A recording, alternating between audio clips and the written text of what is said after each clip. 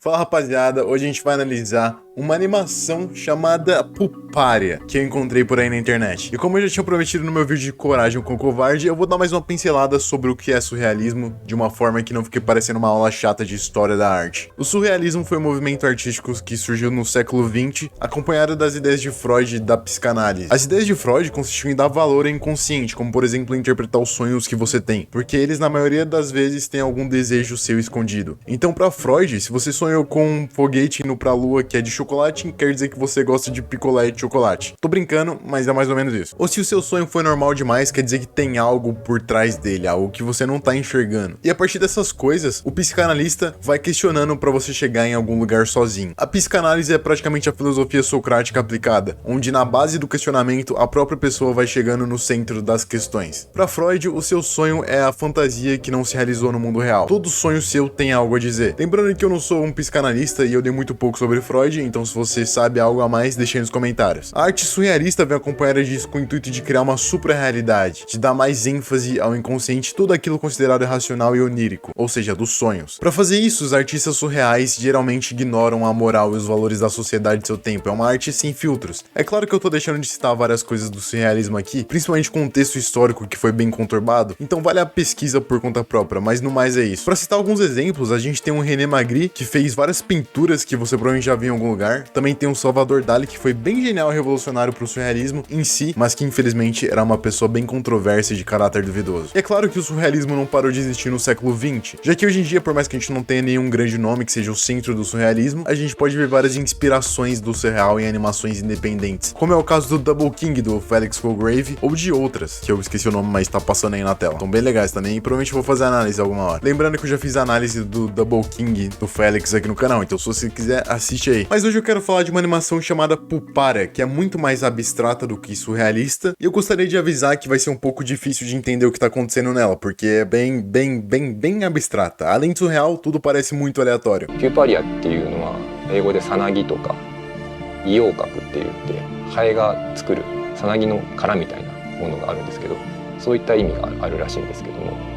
Na primeira cena a gente tem essa mulher que fica encarando a gente e se levanta e vaza, junto com essa criatura atrás dela. O que isso significa? Boa pergunta, ainda não faço ideia. Depois vem esse homem com o pescoço muito curvado e assim que ele coloca a mão na maçaneta, ele começa a observar um casulo vindo na direção dele, através de várias e várias portas que já estão abertas. Bom, como meu trabalho é atribuir significado a coisas aparentemente sem significado, eu posso começar por aqui. De acordo com o criador de Pulparia, ele fez essa animação em uma época de muita desesperança na vida dele, onde ele estava desanimado com a indústria da animação e decidiu tirar um tempo para si. Foi no meio dessa pausa para cuidar de si mesmo e se afastar um pouco das animações que ele decidiu que tinha que fazer algo próprio. Então ele começou a planejar e a organizar Pulparia. Ele também disse que um dos motivadores é que ele via uma grande mudança vindo no mundo. De acordo com ele, os valores que formam o nosso mundo estavam gradualmente sumindo. 今までの僕たちではいられないというか。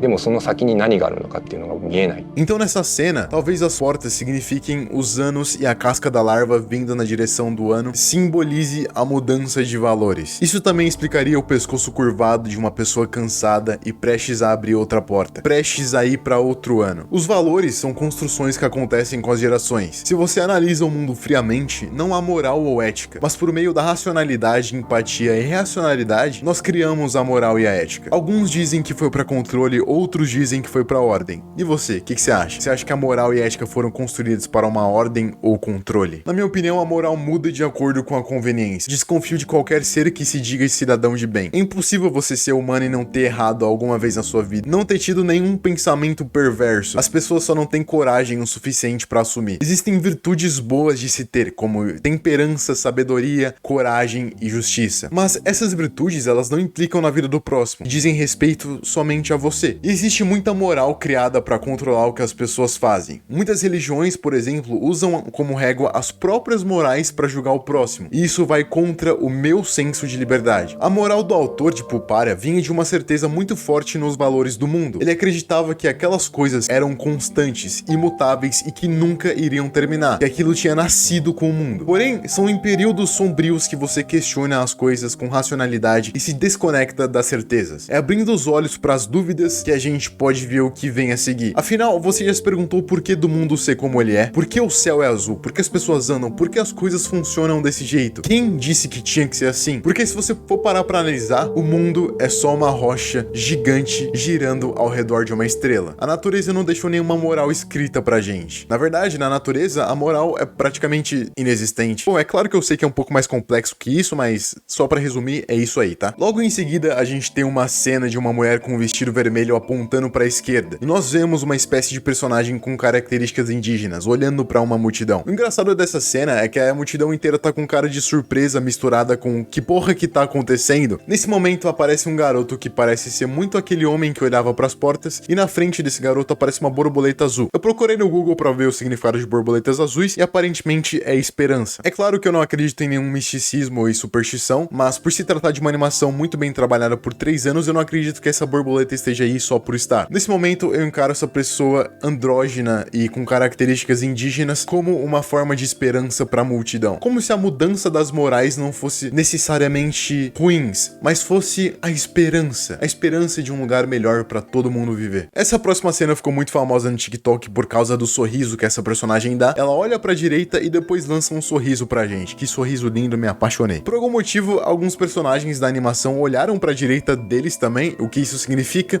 Eu não sei, mas deve significar algo. E aí, a animação acaba. Existe um documentário de 20 minutos, onde o autor Shingo Tamagawa fala que almejou expressar a sensação de estar sendo apoiado. E pra mim, essa última cena é essa cena de apoio. A multidão olhando pra alguém diferente, uma espécie de herói que traz esperança e esse senso de apoio. É como o sorriso do All Might, falando que tá tudo bem, tá ligado? Tá comigo, confia em mim.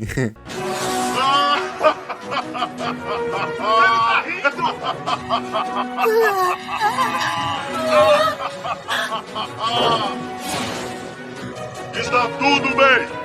Sabem por quê? Porque eu cheguei. O criador também fala sobre a sensação de não poder ser mais ele mesmo, e que ao mesmo tempo nós não sabemos o que o futuro nos guarda. Acho que esse pensamento condiz com a cena do homem, abrindo a porta enquanto ele olha pra trás. E a última cena também nos mostra uma espécie de aceitação pelo que vem, um amor fati, o amor pelo destino. A pessoa com características indígenas olha pra frente, depois olha pra trás e sorri, como se tivesse tudo bem, como se o futuro fosse algo bom, suportável e que vai chegar, e você só pode observar isso acontecendo.